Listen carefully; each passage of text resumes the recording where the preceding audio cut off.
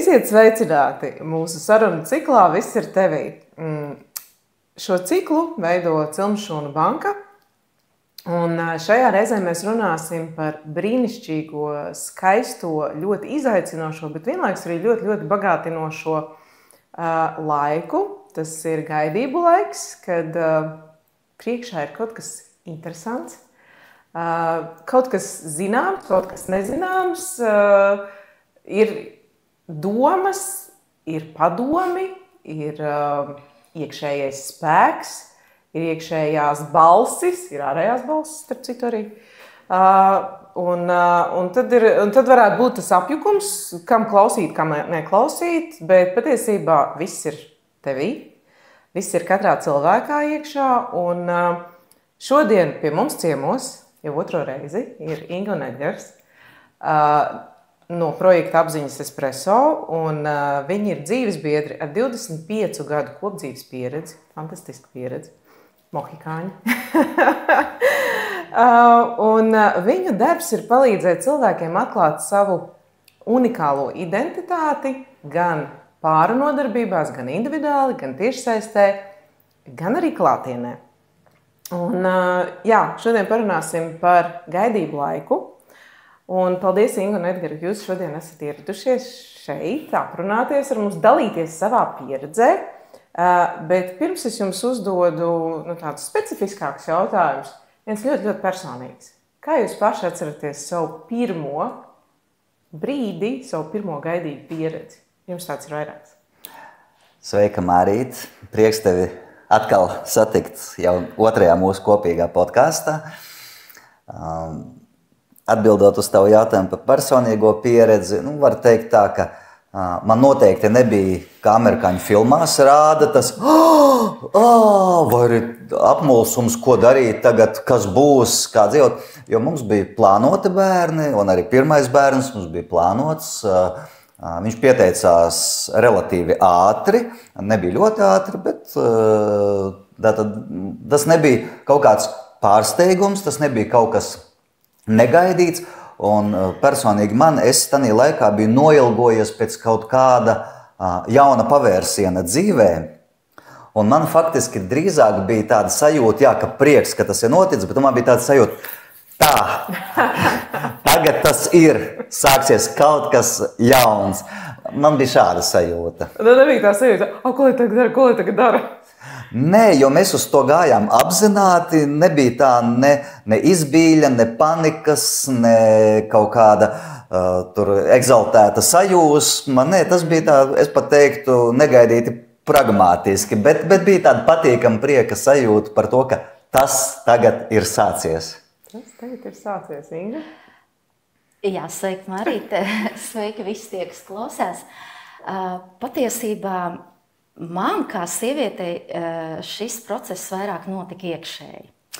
Un es, kā jau pieļauju daudzas sievietes, kā mazas meitenes, jau izsapņo kaut kādu savu tādu sapni, kā viņām būs, cik būs bērnu, kādi viņi būs un tā tālāk un tā tālāk. Līdz ar to, tad, kad mēs jau nonākam pie tā paša jau fakta, tad tas jau ir kā rezultāts tam, ko tu jau esi pirms tam jau radījis savās domās, savos sapņos. Un man šie procesi, jā, viennozīmīgi notika iekšēji vairāk. Un tas arī ir tas, ar ko es šodien noteikti gribēšu padalīties, tieši ar tiem iekšējiem procesiem. Un pārsteigums pilnīgi noteikti nebija, un nebija. Es tagad klausos, kā vīrs saka, tas tā ļoti interesanti. Patiesībā mēs 9 mēnešus bijām kopā, un pēc 9 mēnešiem mēs sagaidījām ziņu par to, ka pie mums ir ieradusies skaista pirmā mūsu dvēselīte. Ļoti interesanti teici, ka tu jau biji izsapņojusi. Tas man izklausījās tā. Un tas bija rezultāts. Tad bija izsapņots, bija kaut kur uzrakstīts sarakstīns tā. Tik, viens ir izdarīts. Tātad jūs jau gaidījāt to, bet tas vienalga bija kaut kas jauns.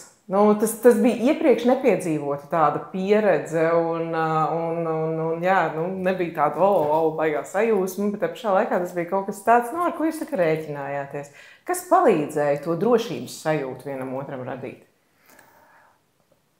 Faktiski bija tā, ka no manas puses es varu minēt divus aspektus. Viens, Inga, viņa ir dzimusi māte. Viņa tik pārliecināti jutās par to, kas notiek, par to, kas būs, kad bērns piedzims. Bija sajūta, ka viņa visu zina, viņa absolūti brīvi par to jūtās. Un man tā drošības sajūta nāca, ka ko darīt ar to bērnu, kā tur tos autiņus vēl kaut ko. Man tas būtu šoks, ja tas būtu vienam man jādara. Ja? Bet Inga bija tik pārliecināta, ka man tā baža un rūpa bija atkritusi. Tas man deva tādu baigo drošības sajūtu. Savukārt no otras puses, man bija ļoti stabila finanses situācija, un tas savukārt man deva to pārliecību, arī kā vīrietim tā apziņa, ka es varu uzturēt savu ģimeni, ka tā ligzda būs iekārtota tā, kā mēs gribam, ka mēs varēsim visu nodrošināt. Un es domāju, arī Inga sajūta to drošības sajūtu, tā finanšu stabilitāte bija ļoti nozīmīgs faktors, ka var domāt par visu pārējo un nedomāt par tādām tīri sadzīviskām lietām, vai pietiks nauda, vai tur varēs to izdarīt, vai nevarēs. Tātad, šīs ir divas no manas puses, kuras tā kā var iedomāties drošības sajūtas. Finanšu aspekts noteikti atslogo smadzenes no tām fundamentālajām lietām, par kurām jādomā. Jā, jo patiesībā ir tā, ka tad, kad mēs tā kā runājam par kaut kādām tādām ļoti sensitīvām lietām, un manuprāt, bērniņa gaidības, tas ir viens no tādiem jautājumiem, tad mēs itin bieži baidāmies runāt arī un pieskarties šim finansiālajiem, materiālajiem, tā kā tas būtu kaut kas tāds, bet patiesībā tas ir ļoti būtiski, un tas ir roku rokā, tā kā šī sazemēšanās, un tad, kad tu esi ar kājām uz zemes, tad tu vari arī visas savas kosmiskās un skaistās domas izdomāt. Un tā kā mūsu gadījumā bija tā, ka Edgars man to sazemējumu bija devis, ja, un tad viņš ļāva man to lidojumu veikt. Un tā kā te es varu teikt meitenes tā, ja par meitenēm, jo mēs jau gaidām to bērnu, ja, tad sagatavoties kaut kam tieši precīzi, patiesībā dzīvē nemaz tā tas nenotiek tā īsti. Tieši būs tā, un tagad es sagatavošos tā. Dzīve ir viens liels tāds izaicinājums, un katra situācija, un jo vairāk mēs kaut kādām lietām esam atvērtas, jo vairāk mums nāk ar vien jaunas iespējas. Un te arī bija tas, ka tātad man bija šī stabilitāte, un tad es varēju to savu iekšējo to lidojumu, ja? Un izdzīvot to sapni, un izdzīvot tās sajūtas, un visu to iekšējo pasauli bagātināt, stabilizēt, sajust, harmonizēt. Un patiesībā man gribas teikt, ka gaidības tas ir visburvīgākais, visfantastiskākais laiks, kāds vien ir iespējams. Jo tas ir, manuprāt, tas ir kaut kas ārkārtīgi maģisks. Jo tajā brīdī mēs radām nākotni. Šeit un tagad. Es daru to visu šobrīd, bet es radu nākotni. Radu pati nākotni savu, un, lai cik tas arī nebūtu dīvaini, tomēr arī ielieku to pamatu tam, kā veidosies tā nākotne bērniņam. Sajūtu līmenī, zemapziņas līmenī. Veidos viņš savu dzīvi pats, bet balstoties uz to, ko tā māmiņa gaidību laikā ir ielikusi savās sajūtās, sevis izziņā, savas apziņas paplašinājumā, savā drošībā vai nedrošībā. Un tad tas arī bija tas, ar ko es nodarbojos. Jums 3 reizes ir bijušas gaidības, tādas, tiešām tādas nopietnas gaidības, un vai tās visas 3 reizes atšķirās? Vai bija vai vairāk vai mazāk tā kā, jā, nākamais ķeksīts, vai bija kaut kādas atšķirības tomēr? Nāk jau ar briedumu, ar viedumu, nāk jau, protams, tās nākamās reizes. Es domāju, ka atbildi ir diezgan pašsaprotama. Pirmais ir tāds, es pateiktu, rozā briļļu gaidīšanas periods, ka tev šķiet kaut kas, bet cik no tā pēc tam ir realitātē, tas ir labs jautājums. Un bez šaubām ar katru bērnu tu esi pieredzējušāks, tu arvien drošāk, tev jau daudzas lietas no kā būs, ko darīt, pāriet jau pat diezgan tādā vienkāršotā rutīnā, ka tu zini, tas jāizdara šādi, tas šādi. Man ķermenī šobrīd, sievietē ķermenī noteikti tas, viņi jau zina, kas tas ir un ko ar to darīt. Ja? Savukārt vīrietis jau redzot, kas notiek ar sievieti, viņš saprot, jau pagājušajā reizē jau bija šitā, mēs tikām ar to visu galā tādā veidā, vai netikām, tagad mēs zinām, kā tikt. Līdz ar to bez šaubām mums ar trešo bija pilnīgi atšķirīgi nekā ar pirmo. Un otrais bija tur, kur gan kaut kas jauns, varbūt vēl, vai arī kaut kas jau iziets un zināms. Trešajā reizē bija jau tā kā apmēram rutīna. Viss jau iestaigāt acīm, viss ir zināms, bet gan jau bija kādi pārsteigumi. Gaidīja periodā droši vien, ka īsti nē. Redz, ja mēs runājam par to, kā tas notika ārēji, tad, protams, daudz kas bija, procesi viņi ir zināmi, vairāk vai mazāk. Protams, es nerunāju par situācijām, ka tas ir ārpus kaut kādas mūsu kontrolas, teiksim, ka tur kaut kādi vai veselības problēmas, vai kaut kas notiek, vai kā. Mūsu gadījumā šis jautājums nebija.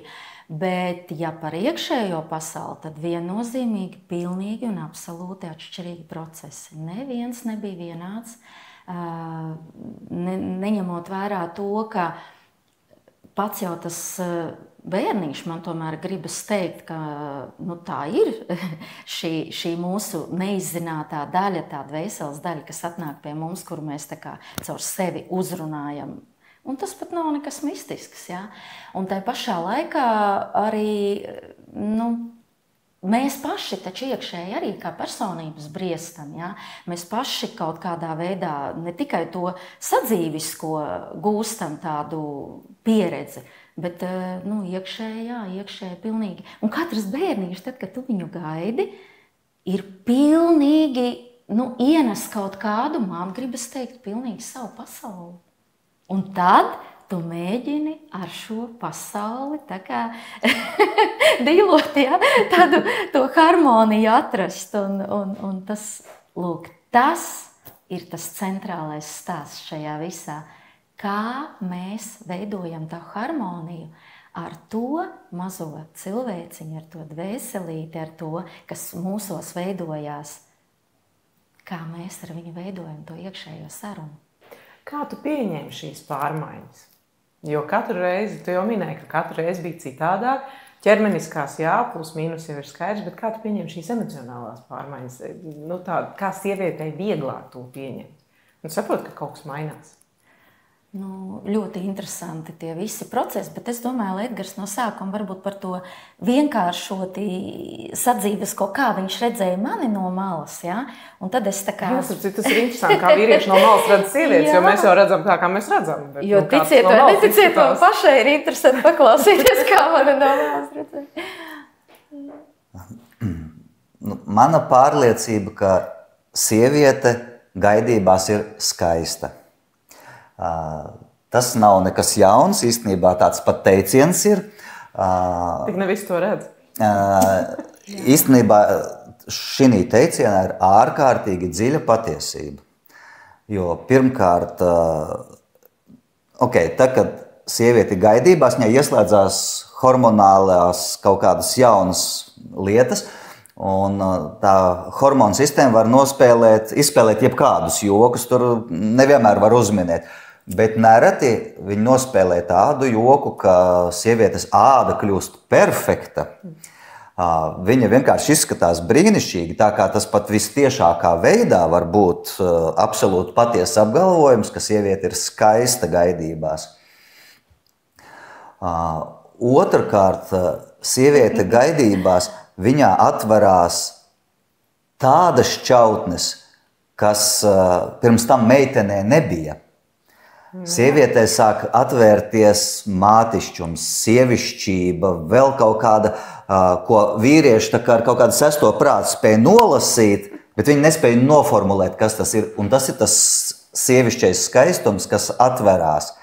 Ka, lai cik skaista būtu jauna meitene, bet tā, kur ir izgājusi šo gaidību un dzemdību un bērna, teiksim, audzināšanas jau tālāk ciklu, viņā parādās kaut kas netverams, kas ir kaut kas savādāk. Un tas ir tas netveramais skaistums, kuru tu pat, teiksim, uz žurnāla vāku varbūt pat nekonstatētu, bet dzīvē tu jūti, ka tur kaut kas ir vēl.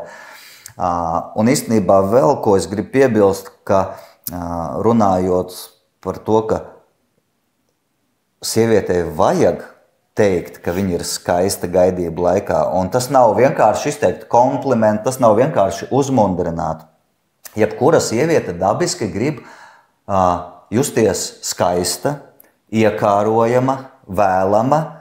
Un tad, kad viņa to dzird, viņa saņem drošības sajūtu. Viņai izveidojas, ok, visi kārtībā, es varu justies tā, kā es jūtu, es varu ziedēt, es varu plaukt, jo mani mīl, mani ciena, mani grib, es esmu skaista, man viss ir kārtībā. Bet šī te fāzē, kas ir vissvarīgākais gaidību laikā? Sieviete šo sajūtu nodod savam bērnam.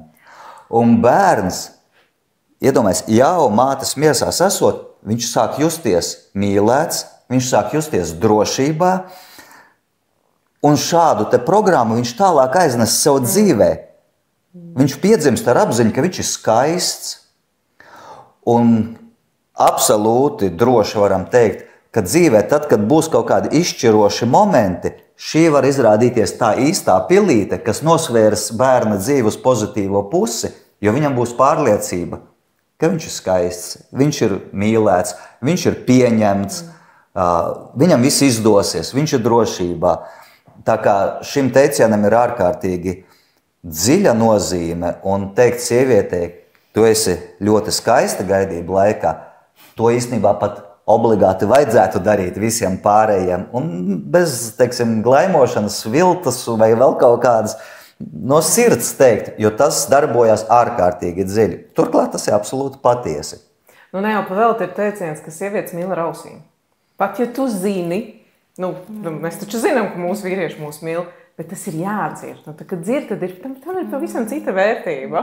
Jo, jā, mēs zinām, tas ir pats par sevi saprotams. Un, tad ir jautājums, cik daudz vīrieši ir gana drosmīgi, spēcīgi teikt to skaļi. Tu taču zini, es par tevi rūpējos, es tev reku, māja ir, mašīna ir, viss ir nodrošināts. Tu zini, ka es tev mīlu, bet pateikt to vārdos, tas nav tik vienkārši. Diemžēl vīrieši, tā skaitā arī es, ar to grēkojam. Jo vīriešiem liekas, ko tur teikt, tas tāpat ir skaidrs. Jā, bet es aicināšu pats sevi un citus vīriešus, teiksim, biežāk savām sievietēm to ieguvēji būs visi. Gan paši vīrieši, gan sievietes, gan bērni. Vai šis, piemēram, faktors, ka tu redzi, bet varbūt nepasaki, vai tieši otrādi pasaki, vai tas kaut kādā veidā var ietekmēt partnerattiecības un vispār? Runāšana savstarpējā. Jo viens ir skaidrs, ir kaut kādas lietas, kuras man tā kā šķiet pats par sevi saprotams. Bet, ja tu nepasaki, otrs cilvēks to nezina. Jā, bez šaubām, ka tas ietekmēs jau, teiksim, mūsu attiecībās ar Ingu. Es to ikdienā esmu piefiksējis, ka man Inga saka, kāpēc tu man nevari pateikt komplimentu? Un es sēžu un mokos, saku, tu šodien ļoti labi izskaties. Un mums abiem ir skaidrs, ka es to esmu pateicis, tāpēc, ka bija jāsaka. Bet viņa to gribēja dzirdēt. Jā, tāds, ka Inga to gribēja dzirdēt. Un es ar prātu saprotu, cik sievietē tas ir svarīgi. Bet tā ir mistika, ka lielākajai daļai veču ar to ir problēmas. Un mums ir jālabojās, mums ir pie šī jāpiestrādā. Tas tāds izaugsmes nākamais līmenis. Jā, jo bez šaubām, ka attiecībās jebkura saruna ir ļoti svarīga. Jo mēs apmainamies, mēs sākam saprast kaut kādas nianses, kuras mēs bez sarunāšanās varbūt pat nevaram iedomāties. Mums vajag dzirdēt no otra, ka viņš pasaka, es nejūtos droši par šito, vai man ir bažas. Jo tad, kad tev bažas uzkrājas lielā daudzumā, reizēm var būt jau par vēlu, tad jau jārisina citiem līdzekļiem. Ar sarunu tu vari atrisināt ārkārtīgi daudz. Tāpēc jau attiecības ir attiecības, ka tu viņās sarunājies. Mēs esam sociāli dzīvnieki, mums ir nepieciešama šī informatīvā un enerģētiskā apmaiņa. Mēs bez tā nevaram. Nu jā, mēs esam sociāls būtnes, taisnīgi dzīvnieki. Jā, Marija, tu tieši tā kā jautāji par to, kā es jutos, uzzinot par, kā es pieņēmu tās visas pārmaiņas. Redz, te man atkal gribas teikt tā, ka kā uz to paskatās. Ja to uztver kā tādu, teiksim, kaut kas ārkārtīgi, tāds negaidīts, nesaprotams, nezināms, tas parasti mūs baida, vai ne? Mūs baida tieši tas, ko mēs nezinām. Nevis tas, ko mēs zinām. Tad, kad mēs to zinām, tad mēs vairs nebaidamies. Uzturam pragmatiski. Jā, un tad jau mēs, attiecīgi, kādi mums iekšējie resursi, ja? Bet es šajā procesā, principā es taču to nezināju, ja? Kas un kā ņem vērā, ka man tajā brīdī, tad, kad jau es gaidīju savu pirmo bērnu, attiecīgi arī pārējos, man jau māmiņa vairs nebija, viņa bija mirusi, ja? Līdz ar to man nebija kam pajautāt un ar ko dvēseliski aprunāties par šo un tā. Bet kaut kāda tā iekšējā intuīcija nostrādāja.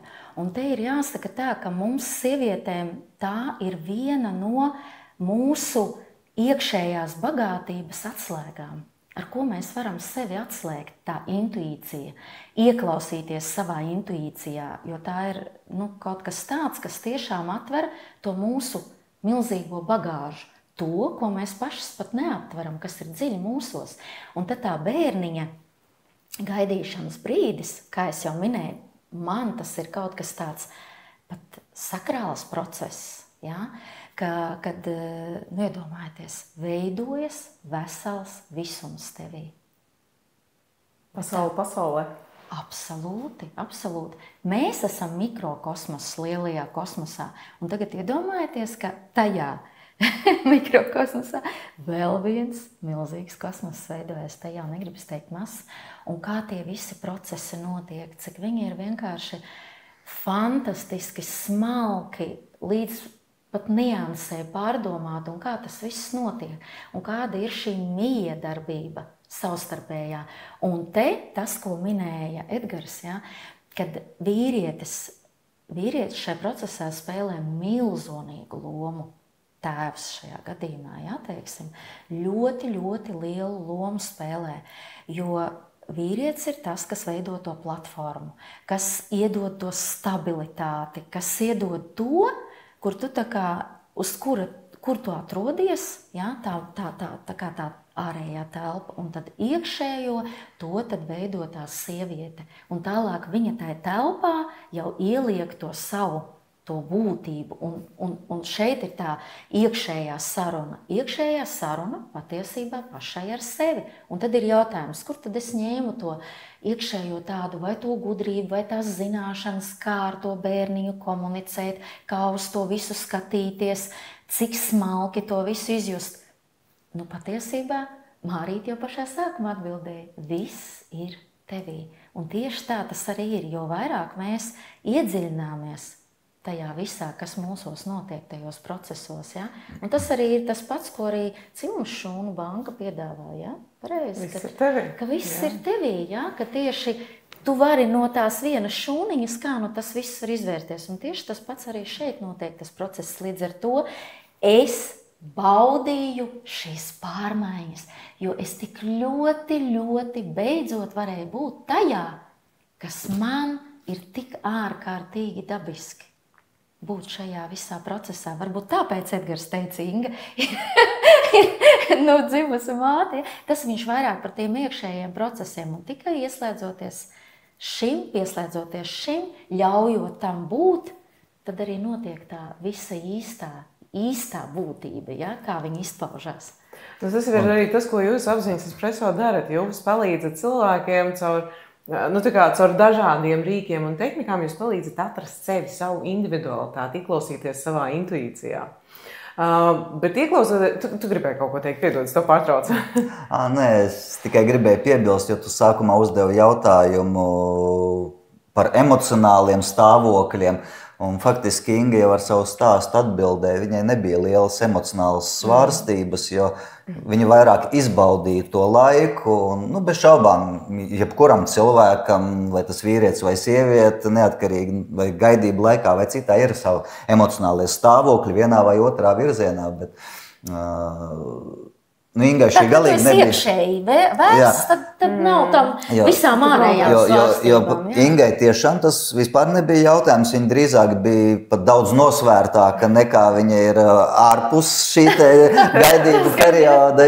Viņa bija koncentrējusies uz procesu. Es taču teicu, katrs viņa ar to dzīvoja un baudīja. Un līdz ar to arī, teiksim, es apzinoties, cik svarīga tā emocionālā pasaulē, arī es centos būt maksimāli mierīgs, līdzsvarots tā, lai tur tā vide ir pēc iespējas harmoniskāka. Tā kā mēs nebūsim, laikam, labākie stāstītāji par to, kas notiek ar emocionālām svārstībām, jo mums viņas nebija pārāk nozīmīgas. Mēs bijām pietiekami nosvērti. Un tomēr, tas ir atkal kaut kas jauns. Tā ir jauna loma, kur mūsu dzīvē ienāk. Mēs bijām, draugs un draudzene, tad mēs bijām vīrs un sieva, un tagad mēs būsim mamma un tētis. Un, ir dzirdēti stāsti diezgan bieži, ka tieši sievietēm tas vairāk ir, ka sieviete saprot, ka viņa būs mamma, un viņa tagad ir mamma, tikai mamma.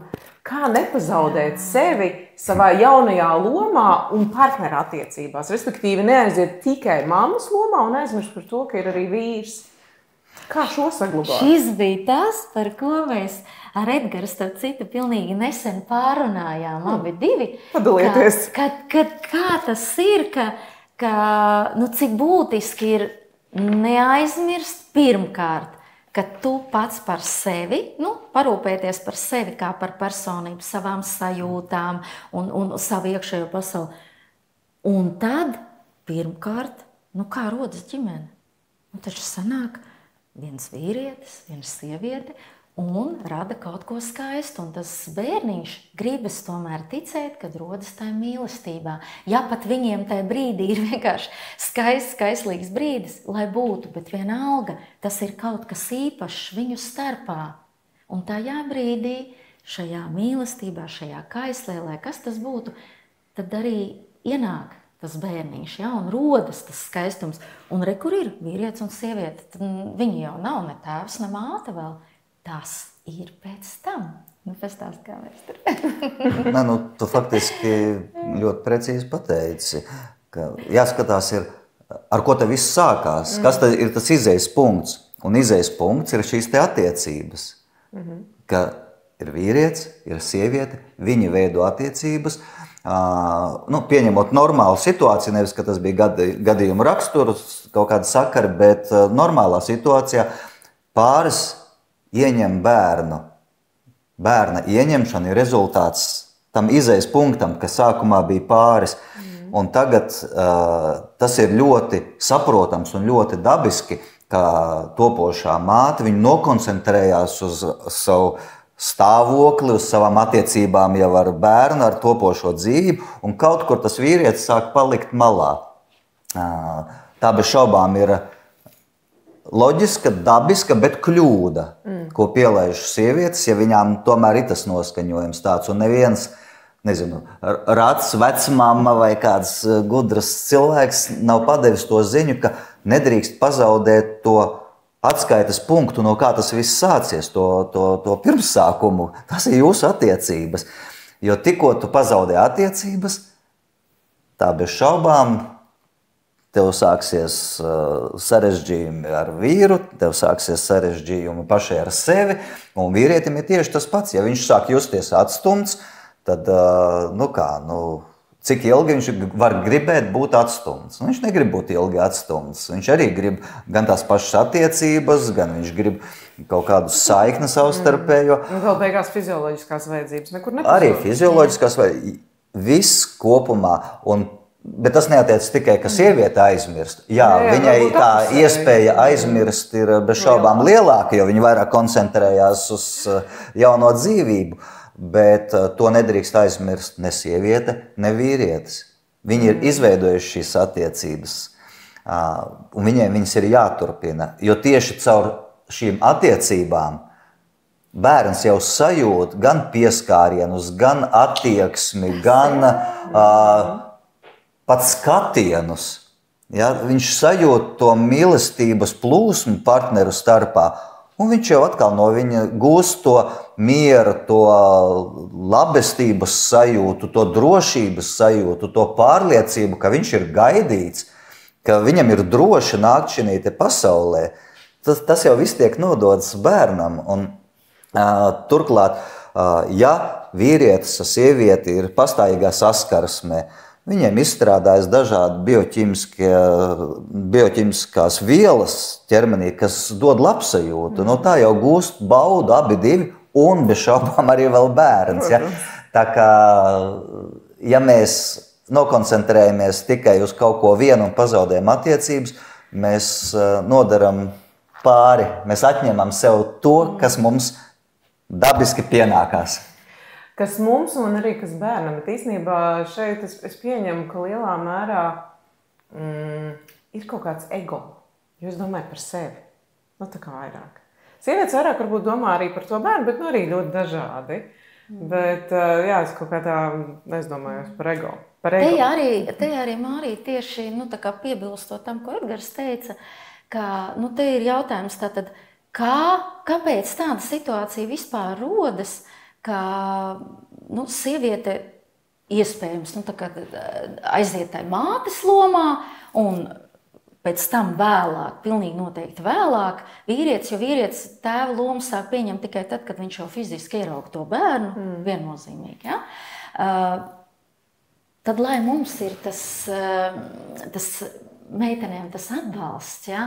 Tas iekšējais un tas pamudinājums, kāpēc šo atcerēties, tieši tāpēc, ka tajā brīdī, kad mēs esam tajā sakabē, sasaistē, harmonijā ar to savu mīļoto, ar savu vīrieti, ar savu vīru, ar topošo tēvu, ka tieši tajā brīdī mēs radām to drošo vidi bērniņam, mēs radām to nākotni bērniņam. Mēs ieliekam šīs zemapziņas programmas, par kurām daudz runā, un vēlāk saka, ka ir tik daudz, kas jātīra, ka ir tik daudz problēmu, ar ko mēs netiekam galā. Tad tā ārējā daļa, kas jau ir, kad bērniņš piedzimst, kad viņš jau aptuveni 4 gadus sasniedz, jo līdz tam neko neatceras īsti, ja? Bet sākot no 4 gadiem sākam atcerēties notikumus dzīvē. Un tagad tie notikumi, kas ir pēc tam, tad tie ir psihologu maizes darbs, kur mēs sēžam un ķidājam, kā mums tur tagad tie vecāki ir ne tā, to visu mums tur ielikuši, nodarījuši, un kas tik nav bijis. Ja? Bet ir jāatcerās, ka ir arī tā zemapziņas daļa, tā smalkā, un šī ir tā, ko mēs ieliekam tieši tajā brīdī, kad mēs gaidām to bērniņu. Tā ir tā neapzinātā un tā neredzamā daļa, kur mums šķiet, kāpēc es te? It kā nav nekāda pamata, bet jutos nedrošs, te es jutos nepārliecināts, te man nebija sajūta, ka es tieku pieņemts, ja? Te es atgrūžu, es kāpēc nevaru piesaistīt partneri vai atgrūžu vai ko. Tas viss ir tas, ko mēs, māmiņas, nododam gaidību laikā savam bērniņam caur sajūtām, savām sajūtām. Un tā ir milzīga atbildība, bet šeit atceramies, mēs sevi neaizmirstam. Tā ir milzīga mīlestība pret sevi. Tā ir milzīga mīlestība pret sevi. Tā ir brīdī, kad es sevi mīlu, es izstaroju šo mīlestību. Es izstaroju mīlestību pret savu mīļoto, es viņam dodu signālu, es kā sieviete vēl joprojām esmu šeit. Man ir nepieciešama tava mīlestība, tavs atbalsts, tava sirsnība. Tas nekas, ka man te ir bērniņš, vesels kosmoss manī, bet es taču esmu kļūsi vēl bagātāka, vēl skaistāka, vēl īpašāka, vēl lulojamāka. Ja? Es kā sieviete nekur neesmu pazudus.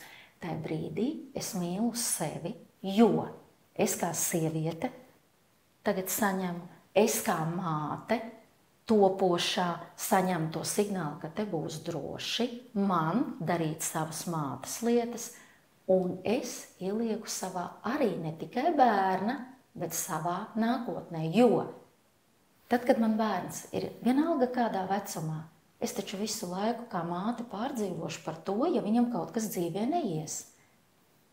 Un tad, ja es labot neko vairs nevaru, es jau nesēdēšu ar viņu psihologu krēslā, vai es viņam neiešu un ģimenē tur neturēšu rociņu. Un tas ir tas, ko mēs, mātes, izdaram gaidību laikā. Mēs iedodam to pamatu fundamentu, iedodam tam, tai stabilitātei, tai... Un vēlāk tas jau ir tāds, ko mēs atkal mīlam viens otru, ejam, daram, tad, kad jau... Bet tas jau ir nākamais, un tā ir tā redzamā daļa. Bet neredzamo daļu mēs ieliekam šeit un tagad gaidību laikā. Tāpēc es gribu teikt, ka gaidību laiks ir fantastisks laiks, kurā mēs veidojam nākotni, kurā mēs mīlam sevi, mīlam bērnu un caur mīlošām attiecībām to visu veidojam. Jūs apziņas espreso strādājat gan individuāli, gan arī pāros. Droši vien, ka jums ir kaut kādi, jūsu pieredzē, 25 gadu kopdzīves pieredzē, ir izstrādājušies kaut kādi ieradumi vai, nezinu, instrumenti, rīki. Jums noteikti ir instrumentu arsenāls. Kā būt kopā, kā gaidību laikā vienam otru atbalstīt? Varbūt varat padalīties šajā pieredzē savā. Jums ir milzīga pieredze. Instrumenti tiešām ir daudz, un viņi ir ļoti saistīti savā starpā, un tur nav iespējams atraut katru atsevišķi un pāri, un visus trīs, vai ja bērni jau ir pirms tam bijuši bērni, tad vispār lielo ģimeni. Es parasti iesaku sākt ar to, ka vajag ieklausīties savā ķermenī. Gaidību laikā bez šaubām māte to vien dara, kā vēro savu ķermeni, viņa ieklausās, jo viņas, teiksim, jo īpaši jau uz pēdējiem mēnešiem tur notiek kustība, tur vai spārdās vai nespārdās, vai kas tur notiek un kā. Otra lieta, ko bez šaubām mātei nemaz nav jāpiepolās, lai ieklausītos savā ķermenī, tas ir tad, ja viņai sāk laust muguru, vai viņai sāk, nezinu, pūsties vēders, vai kaut kādi procesi notiek, kur ķermenis pats kliedz, ka viņam... Help! Jā, help! Tur kaut ko vajag darīt ar to. Bet ir vēl trešais līmenis, un tas attiecas gan uz māti, gan uz topošo tēvu par ieklausīšanos savā ķermenī. To somatikā sauc par sensori motorisko amnēziju. Tāds beigu gudrais nosaukums, kurš nozīmē to, ka ja mums ir kaut kāds uztraukums, bāžas, nedrošība, mums parādās ķermenī kaut kāds sasprindzinājums.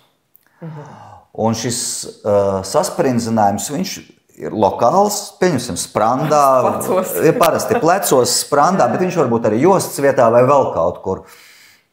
Un kāpēc to sauc par amnēziju? Ka tas ir tā kā smadzenes ir aizmirsuši, ka viņam vajag atslābināt to muskuli. Tāpēc viņi sauc par amnēziju. Okay. Un tā doma ir tāda, ka tas muskulis ilgstoši paliek sasprindzināts. Normāli mums nervu sistēma ir no divām daļām. Mums ir aktivizējošā simpātiskā nervu sistēma un atslābinošā, jeb relaksējošā parasimpātiskā nervu sistēma. Un mums ir vajadzīgas abas bez šaubām, jo, lai mēs kaut ko panāktu, vai ja mums ir stress, mums vajag šo sasprindzinājumu, lai mēs varētu aktīvi darboties, lai mums asins pieplūst, kur vajag, lai elpa ir pietiekami strauja un arī muskuļi ir tonusā. Bet kaut kādos brīžos, ja šis tā neredzamā trauksme, uztraukums vai kaut kas tam līdzīgs ir pietiekami ilgi, tad šis sasprinzinājums, viņš tādā tā kā ieiet non-stopā. Un, jā, visbiežākais viņš nosēžās kaut kur plecos sprandā, un šis saspringzinājums, viņš tik ilgi sēž, ka viņš vienā brīdī sāk deformēt ķermeni, un tad aiz tā sāk ķerties imunitāte, vēl kaut kādas slimības, iekšējie orgāni sāk uzvesties savādāk, nekā viņiem to vajadzētu darīt. Un, ja tēvam tā ir vēl pusbēda, tad topošai mātei bez šaubām organismam jābūt tomēr ļoti perfektā stāvoklī. Tāpēc ir ļoti svarīgi izķert šādus sasprindzinājumus ķermenī. Un, tas ir tas, kas mūsu nodarbībās tieši notiek dziļās relaksācijas nodarbībās, ka mēs mācām absolūti atslābināt savu ķermeni un tad var tikt vaļā no šādiem saspringzinājumiem. Bet, ja tas jau ir ielaists hroniskā veidā, tad tur var palīdzēt profesionāls masieris, ka viņš tev vienkārši izmeklējot visu ķermeni, atrod, nu tad tur dabū pabļaut uz kušetes, bet viņš var izmasēt to ārā, bet labāk līdz tam bez šaubām nenovest. Profilaks vienmēr ir labāk par ārstēšanu. Jā, bez šaubām. Tā kā šis ir viens no rīkiem ieklausīties savā ķermenī, jo mūsu ķermenī ir ļoti daudz, kur mums atrast visādas sasprindzinājumus, un no viņiem jātiek vaļā. Jā. Ķermenis nevar. Otrs, ne tikai sarunāties ar savu ķermeni, bet sarunāties ar savu partneri. Tas, ko mēs jau pieskārāmies, un tas bez šaubām, tas palīdz novērst šo sasprindzinājumu rašanos. Jo caur sarunām mēs atrisinām tās spriedzes, tās nedrošības sajūtas, kaut kādu diskomfortu, jebko, kas mums var radīt to sasprindzinājumu. Tātad caur sarunām tas ir ne tikai emocionāla bauda, tas ir vai nepieciešamība. Tā ir ļoti praktiska nepieciešamība, kas mūsu ķermeni var atslogot.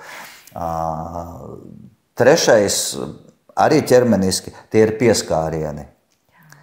Ja starp partneriem ir šie pieskārieni, mums ķermenī izdalās oksitocīns, kas rada drošības sajūtu, kas rada miera sajūtu, kas rada mīlestības sajūtu. Ja mums nav šo pieskārienu, mēs sev aplaupam ar šo. Bet, jo īpaši gaidību laikā, šīs sajūtas tiek nodotas bērnam ar visu to stāstu, ko mēs jau pusraidījumu runājām. Tātad pieskārieni ir super svarīgi, turklāt abiem partneriem. Esot, nezinu, vai zinātniski pierādīts, bet esmu kaut kur dzirdējis, ka cilvēkam vismaz 8 reizes dienā vajag pieskāriens no kāda cita cilvēka. Vismaz 8 reizes, un bērniem vēl vairāk vajagot. Tāpēc jau bērni visu laiku trinās, viens gar otru, gar vecākiem, viņiem visu laiku, un arī un pieaugušiem arī vajag. Pieaugušie tādi paši bērni vien ir īstenībā, tikai drusciņi lielāki, varbūt drusku vairāk krunks un varbūt drusku vairāk viedumu. Bet tad nevienmēr. Tad, ko noteikti kā rīku mēs varam ieteikt, mēs to arī tagad piekopjam pāru nodarbībās, tā ir kopīga elpošana. Un tieši šo vingrinājumu, ko mēs tagad dodam kā, var teikt, tādu tā kā noslēdzošo, kā tādu, vienu no galvenajiem vingrinājumiem kopīgas elpošanas, mēs ar Ingu pavisam, es nezinu, nejauši, bet mums tieši gaidību laikā, man liekas, viņš izveidojās, mēs tikko bijām sākuši dzīvot mūsu dzīvoklī jaunajā, un tad man asociējās tieši ar to vietu, ka mēs sākām kopīgi elpot. Varat nodemonstrēt? Es saprotu, ka jūs sākāt kopīgi elpot, bet tagad tu sitien tā, varat? 30 sekundes. Bet ir praktiski parādīt, kā tas ir jāsaprot, ka šis vingrinājums ir būtisks tieši tajā brīdī, kā Edgars sāka to praktizēt, tad, kad kāds ir satraukts, tieši satraukuma brīdī, jeb stresa brīdī. Un tad, kad, protams, bērniņu gaida, tad viennozīmīgi sievietē šis atbalsts ir ļoti būtisks. Un viņš ļoti vienkārši vingrinājums. Partneri apskaujās, un viņi kopā ieelpo dziļi un kopā mierīgi izelpo. Kopā ieelpo un kopā izelpo. Ielpo un izelpo.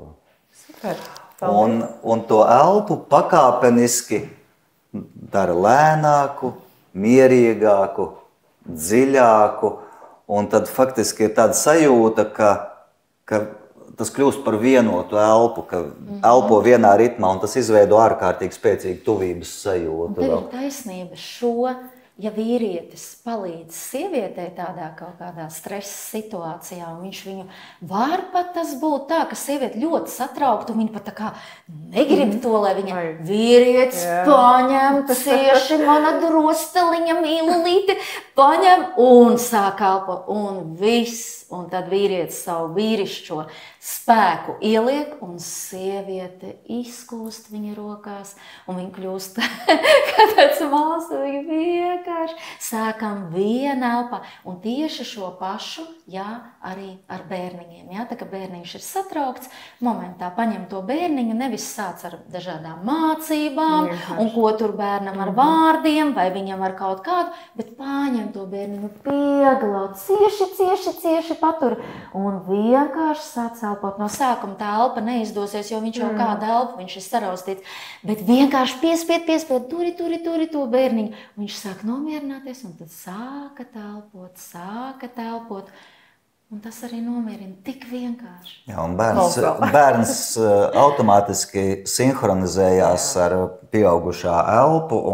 Viņš jūtas drošībā tajā brīdī. Tas pirmkārt jau pieskāriens, otrkārt elpa un tā vecāka. Un nevajag jau arī baidīties sievietēm. Tieši tāpat vīrs taču arī var atnākt mājās, būt ļoti satraukts par kaut ko. Sieva pieiet sievišķīgi, pieglaužās vīram. Un sāk lēnītiņām elpot, paglāst viņam, kur viņam elpo. Un vīrs jūt, ka viņam arī tad sieviete ar savu sievišķo spēku. Un tieši tā jau arī tā miedarbība ir. Un nav nekāda reteša zināma. Tik vienkārši. Tieši tik vienkārši mums arī notiek tas viss. Jūs jau, Edgars jau vairāk kārt ir pieminējis komunikāciju un pilnīgi piekrītu, ka komunikācija vai nekomunikācija ir problēma. Pamatā komunikācija atrisina ļoti daudz lietas. Viena no lietām, par kurām ne katrs ir gatavs runāt, bet kas noteikti ir svarīgi, kā runāt par tādām satraucošām negatīvām emocijām, dusmas, bailes, tāds varbūt kaut kas neizskaidrojams. Kā uzsākt sarunu? Es varu vienā vārdā pateikšu, un tad kā turpini, ka Edgars tā pavadzē, ka patiesībā pats svarīgākais ir, pirmkārt, tev ir tiesības būt uz visām sajūtām. Un nevajag noliegt neko, kas tevī pašā notiek. Visam ir vieta būt un ir tiesības būt šiem sajūtām. Cita lieta, kas skaties tad, kad es miedarbībā ar kādu citu cilvēku, tad, protams, ka mums ir jāskatās, cik mūsu tā iekšējā emocionāla inteliģence ir izkopta un kā mēs tagad tās emocijas uz citu tur izšļakstam un kā ietekmējam. Bet, ja mēs runājam par sevi, tad ir tiesības jebkurai sajūtai būt. Pirmkārt, es to atzīstu, ka šobrīd man ir pienākusi tā sajūta. Bet, kas ir vēl svarīgāk, ka es atrodu iemeslu, kāpēc tas ar mani ir noticis. Jo, ja tā ir dusma, tad patiesībā, kad mēs dusmojamies, tā, ka mēs kaut ko atgrūžam. Mēs atgrūžam kaut ko, ko mēs negribam pieņemt. Un tas nav par to, ka es vienkārši kādam gribu uzbrukt ar savām dusmām, bet es pats tajā brīdī ar kaut ko netieku galā, un negribu to pieņemt. Un tieši tāpēc dusmojos. Baidos visbiežāk, tad, kad es pats īstenībā atkal netieku ar sevi galā, ir kaut kas, kas man nav zināms, nav saprotams, un tāpēc man ir bail. Vai tad nav tiesības būt kā vienai tai otrai? Jā, man ir jāatzīst, tas ir manī, un tad es tālāk jau sāku meklēt to iemeslu. Un kas tad notiek, kad es atrodu to iemeslu?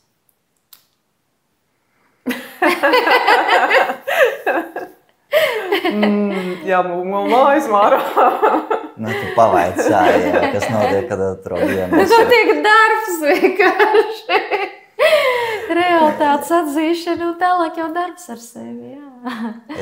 Es gribu drīzāk sākt ar pašu sākumu, kā vispār sākt runāt. Tāpēc, ka tā problēma jau ir tāda, ka mēs mākam sarunāties tad, kad visi ir forši un nav nekādu uztraukumu. Tad mēs sēžam un tad mēs varam runāties un sapņot, cik mums būs forši bērns un kā viņš spēlēs violi, vai futbolu, vai risinās algoritmus. Bet un kāda mums būs mazbērni. Bet tā vajadzīgā saruna ir tad, kad ir tas satraukums, tad, kad ir kaut kas jāatrisina. Un visbiežākais, ja viens atnāk un ir viss vienās emocijās, un vēl to es pie visa vainīgs, ja, tur nekāda saruna nesanāk no tā. Ja, tā tad, okay, ja viens atnāk pilnīgās emocijās, un viņš tur burbuļo un izliek, tam otram jābūt ir ārkārtīgi viedam un pacietīgam, ka viņam uzreiz jāsaprot, okay, tas nav pret mani, tur vienkārši ir satraukums, man viņš ir jāuzklaus, jāļauj izburbuļot, un tad mēs normāli aprunāsimies. Tas ir tas, ko es iesāku, ka tas nav par mani, tas ir par to pašu cilvēku, vai nu viņš ir nobijies, vai nu viņš ar kaut ko netiek galā. Ne? Jā, bet tā bieži reālā situācija, jo īpaši jauniem cilvēkiem, teiksim, ja tev jau ir, nezinu, tur 50, 60, 70, tu jau uz tām visām emocijām visu skaties savādāk, jau ar dzīves pieredzi, jau daudzu gadu desmitu pieredzi. Bet iedomājies, sanāk divi jauni cilvēki, vienam, nezinu, pieņemsim 24 un otram 22, ja? Un viņi tikko sāk dzīvot, viņi mācās veidot attiecības, un viņiem ir tiesības uz uztraukumu un bailēm tieši tāpat kā jebkuram. Ja? Un viens no partneriem atnāk, un viņam ir tas satraukums, un viņš burbuļo, un viņš grib, lai tas otrs tūlīt pat atrisina viņa bēdas un bažas, ja? Te uz vietas, un viņš pie visa vainīgs vēl, ja viņš tūlīt neatrisina, jo viņam ir satraukums, viņam ar to jātiek, un tas otrs, viņam trūks tās elementārās kaut vai 10 gažu pieredzes, ka viņš saprot, šis pāries, cilvēks ir satraukts. Un normāli, kas ir no tās burbuļošanas, tas otrs pagriež muguru un aiziet prom. Vai pavalkās līdzi. Un tad ir sprādziens makaronu fabrikā. Ja?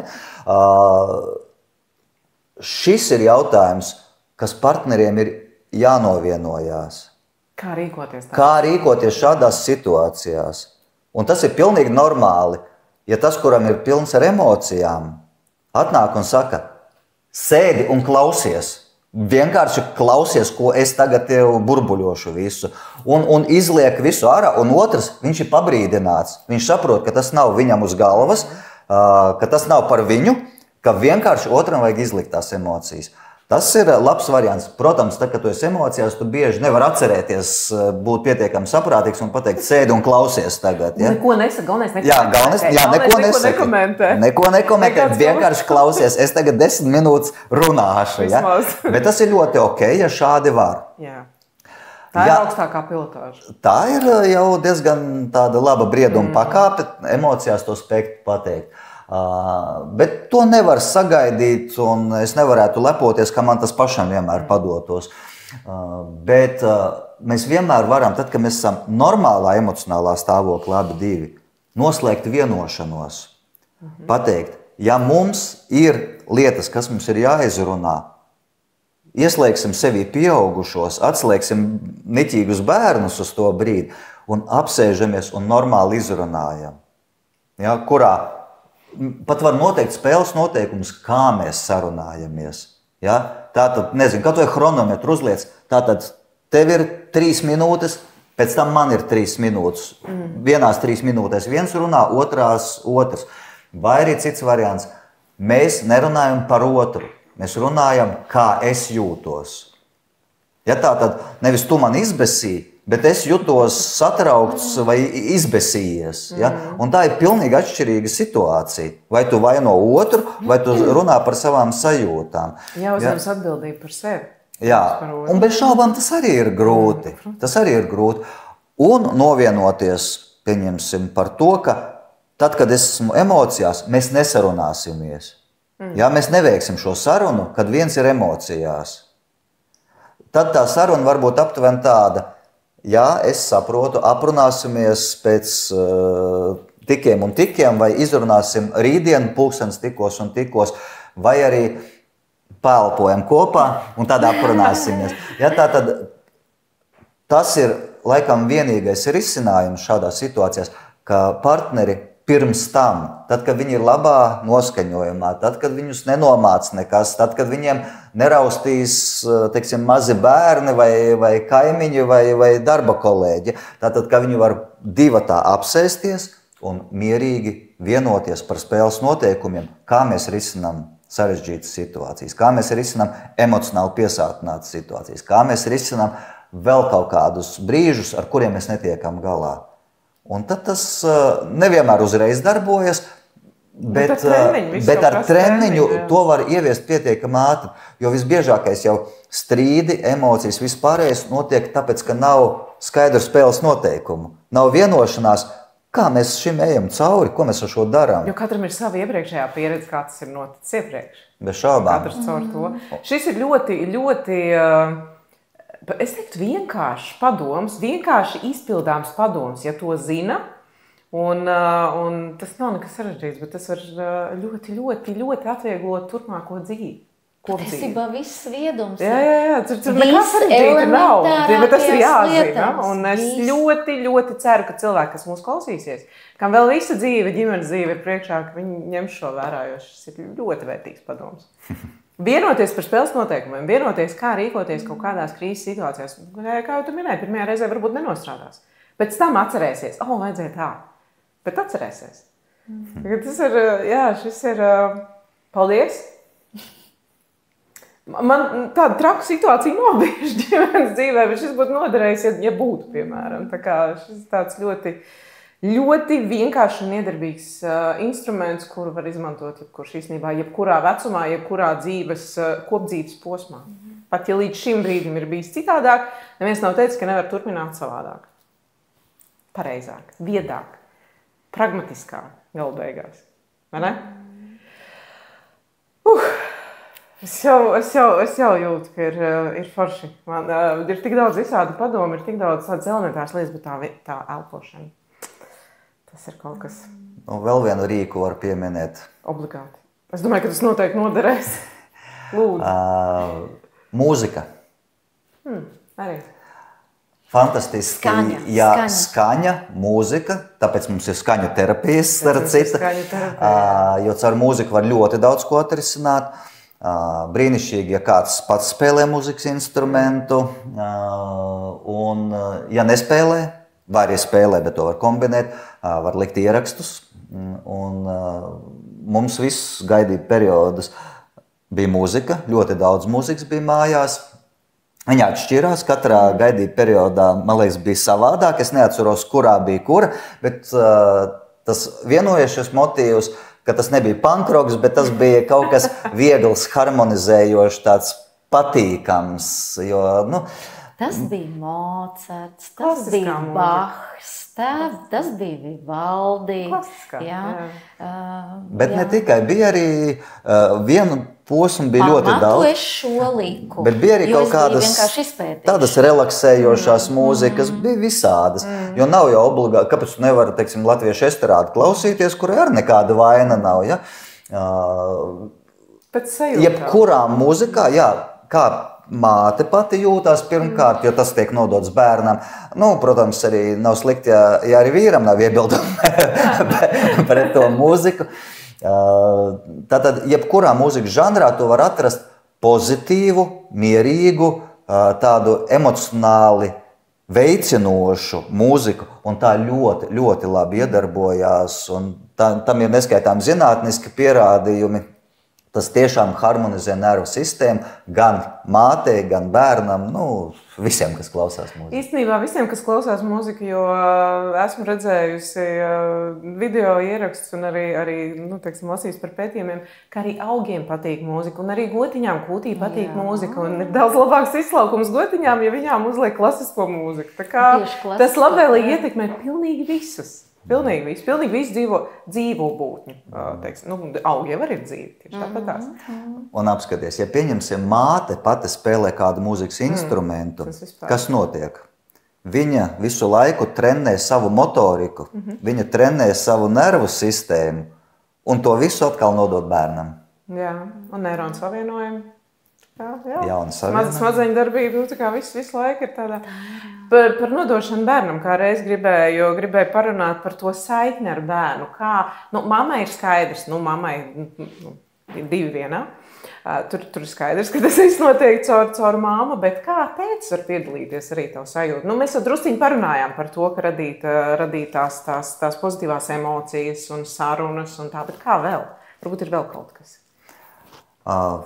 Bez šaubām tas tiešākais, zināmākais, ka tur uzliek roku uz vēdera vai pieliek ausi. Pieskārieni pie tās, teiksim, mītnes vietas, bērna mītnes vietas.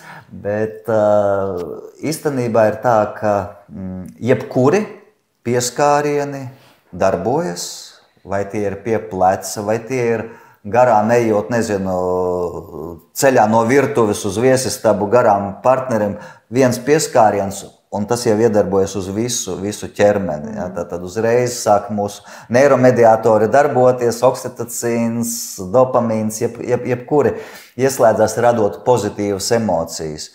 Un tā arī ir saskarsme ar bērnu. Ja pat tēvs pieskaroties, teiksim, savai partnerei, viņš varbūt neizjūt tiešā veidā saskarsmi ar bērnu, bet bērns šo saskarsmi arī netiešā veidā, bet viņš saņem.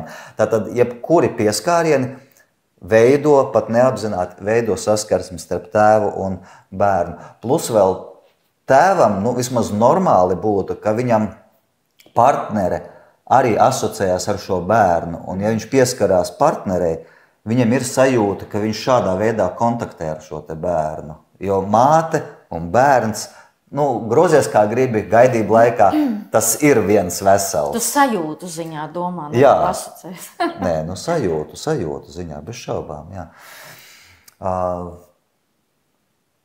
Vēl, kas var notikt paša vīrieša galvā, viņš jau var, to arī normāli, jebkurš topošais tēvs to arī dara. Viņš jau sazinās ar bērnu, viņš ar viņu gan sarunājās, gan domās, vai, kā personīgi man liekas, ka jebkurš normāls tēvs arī tieši tāpat domā, tā, ka viņš man piedzims, tā, ka viņš jau staigās, es ar viņu spēlēšu bumbu, ja, vai mēs darīsim to, vai nākotnes plāns. Jā, nākotnes plāns, tā jau arī veidojas tā saikne ar bērnu, jo tēvs, pat ja viņš izdomā to, kas nekad nenotiek vai nenotiks, viņš jau to saikni veido, jo tā, ka bērns pēc tam piedzims, viņš jau zina, jā, es vedīšu uz to, ka meiteni piedzim, labi, bumbu, varbūt īsti nesanāks spēlēt, bet man būs kaut kas cits, ko es ar viņu darīšu.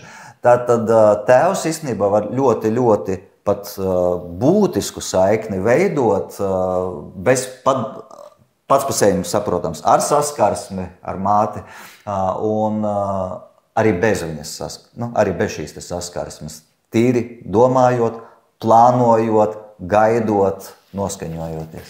Ļoti pārliecinoši ir stāsts, un, protams, ka tā ir tava pieredze par to, ka ir jāpieskaras, ka ir jārunājas. Bet es esmu diezgan daudz dzirdējusi tādu stāstu, ka vīrieši tajā brīdī nobīstas, viņi baidās sievietei nodarīt pāri. Ar savu varbūt ciešāku apskāvienu, ar kaut kādu pieskārienu, tīpaši pašos pēdējos, mēnešos un nedēļās. Kā to pārvarēt? Sieviete ir stāvoklī, bieži vien saka tā, viņa jau stāvoklī, viņa ir stāvoklī, bet viņa jau nav slima. Tā kā no tāda veida. Bet vīriešiem, es esmu dzirdējusi, ka diezgan daudziem vīriešiem ir bail tajā brīdī. Viņiem bail savainot, kaut kā nodarīt pāri sievietei. Tās jau ir tās sarunas, kad abas sarunājas un saprot. Un sieviete varbūt kaut kādā brīdī domā, kāpēc viņš man nepieskars. Jā, viņš domā, Dievs, es viņai nevaru pieskarties, jo es viņai tur mazulim kaut ko nenodaru pāri. Jā, droši vien, ka sieviete arī tad var aktīvāk dot to ziņu, ka viņa grib šos te pieskārienus, ka viņai vajag. Atkal apusējs process. Apusējs process, jā. Un atkal komunikācija. Jā.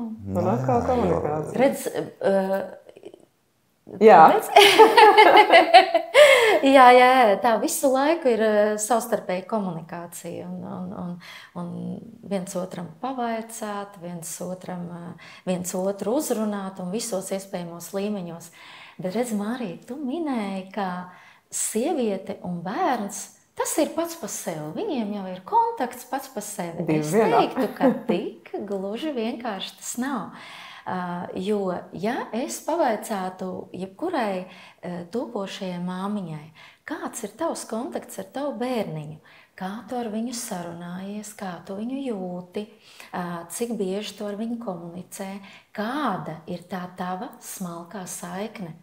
Un ne visas māmiņas varēs atbildēt, un tas nav nekas ne labi, ne slikti, katrai ir savs. Bet šeit ir stāsts par to, un te es nedaudz padalīšos, ka man konkrēti ar bērniņu, tad, kad es gaidīju, teiksim, pirmo bērniņu, bija ārkārtīgi smalka saikne ar šo bērniņu. Vēlāk ar katru nākamo viņi jau izvērtās atšķirīgi. Un tas stāsts ir tāds, ka es šo bērniņu tiešām ļoti, ļoti smalki izjūtu, un es tiešām fiziski ar viņu arī sarunājos, viņu uzrunāju, un tas tieši šī smalkā saikne palīdzēja vēlāk jau dzemdībās. Tad, kad būs stāsts par dzemdībām, un mēs par to runāsim, tad es pastāstīšu, kā man tas palīdzēja, un cik tas ir vienkārši fantastiski, un es pat teiktu savā ziņā mistiski. Un tieši tā tas arī notiek. Tas, kā es izveidoju šo smalko saikni ar bērniņu, tas man palīdzēs tālāk jau dzemdībās. Un tālāk mūsu komunikācijā ar bērnu, kad viņš būs piedzimis. Un tāpēc šī saikne viennozīmīgi atšķīrās, kā es viņu pirmo es veidoju ļoti neapzināti, pašai tai brīdī neapzināti, vienkārši caur to iekšējo sajūtu.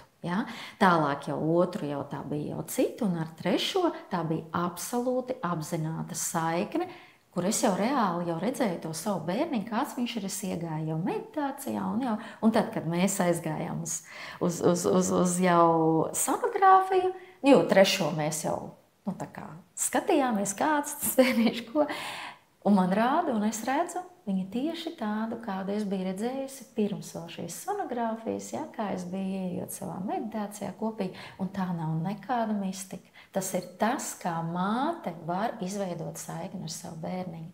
Cik tas viss ir ļoti tieši, jo tas taču ir manī, tas nav nekas atrauc no manis.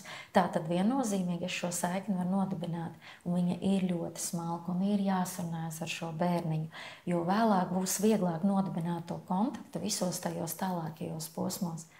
Man ir tāds prieks, ka šis bija tas, ko man intuīcija tā kā priekšā pateica, tāpēc nevajag baidīties mums no visas sirds tiešām ar to bērniņu komunicēt un veidot šo smalko saikni. Un nav pareizi un nepareizi. Tā ir tikai mūsu saikne ar šo bērniņu. Tās kosmiskās sarunas. Kosmiskās sarunas. Es domāju, ka pat pilnīgi pietiek jau pat domām. Pilnīgi pietiek ar domām, jo tās domas jau tomēr, viņas ir kaut kur. Viņas jau nav tikai mūsu galvā. Viņas ir visur. Tās ir arī būt kopīgajā informācijā. Protams, balsts jau arī. Mazulis jau pierod pie mammas balsts, pie tēta balsts, un tad jau, kad viņš jau ir piedzimis, viņam ir vieglāk, jo ja viņi tieši tāpēc es arī minu par to, ka tā ir saruna, jo te balsts tembram, tam visam, tā atkal ir jau, tas jau ir kaut kas jau vairāk kā vienkārši, ka tu domā. Mūsu saruna virzās uz noslēgumu, un sarunas beigās es gribētu, lai jūs varbūt vēl kādu vienu vai vairākus, tādus arī atkal praktiskus ieteikumus, kā pāriem satuvināties vai kā vieglāk pavadīt šo te gaidību laiku. Tāds varbūt kāds. 1, 2 teikumi nobeigumā. Varbūt kāds novēlējums. Jā, tā kā mēs runājām par to, ka māte pārāk nokoncentrēs uz bērnu un varbūt sāk trūkt tās attiecības saites, tad, ja mēs pājām soli vēl atpakaļ, pirms mēs esam nodibinājuši attiecības, mēs katrs esam tā kā individs, personība ar savām interesēm, vēlmēm, acīm redzot arī kaut kādiem saviem tarkāniem galvā. Mums ir jāļauj arī būt sev pašam. Tas, kas es esmu, arī sevi nedrīkst pazaudēt. Ja? Un, ja tev ir bijuši kaut kādi hobiji, nemet viņus nost tikai tāpēc, ka tagad tev ir attiecības, vai tagad tu esi gaidības stāvoklī. Jā, viņi laika ziņā var sašaurināties, viņiem varbūt var pamainīties izpausmes formas, vēl kaut kas, bet tev ir jābūt tam, ar ko tu arī pats, kur tu vari aiziet savā pasaulītē un pabūt. Ja, tātad, neatmest to. Jā, to neatmest, nepazaudēt to. Rēķinies, ka jā, bez šaubām, man tagad ir attiecības, man jārūpējās kā vīrietim, teiksim, par otru, par partneri, man jādomā par, teiksim, topošo bērnu nākamo, bet man jāsinhronizē visas šīs te lietas, gan ģimene, gan partneru attiecības, gan mana personība. Kas es esmu, personiskās vajadzības, intereses, jo ja tu pazaudē pats sevi attiecībās, tas tāpat negatīvi atsauksies uz attiecībām un ģimeni tālāk. Nu, viss ir līdzsvars. Jā, tā kā, mans, tā kā vēl viens ceļa maize. Jā, takeaway būtu nepazaudēt arī sevi. Jā, un es tikai varu piebilst, ka process izzināt sevi, lai vai kas, vai nu tu esi vienkārši vēl viena pati jauna, skaista meitene un plauksti zel un sev veido savam nākamajam partnerim. Vai tu jau esi partnerattiecībās, kur tu jau ieguldies, kur tu kļūsti sievišķīga, kur tu vēri sevi sievišķībā, vai arī tu jau esi topošā māmiņa un jau māmiņa, jebkurā gadījumā nekad nepārtraukt izzināt sevi, nekad nepārtraukt atgriezties pie sevis un saprast, ka viss ir tevī.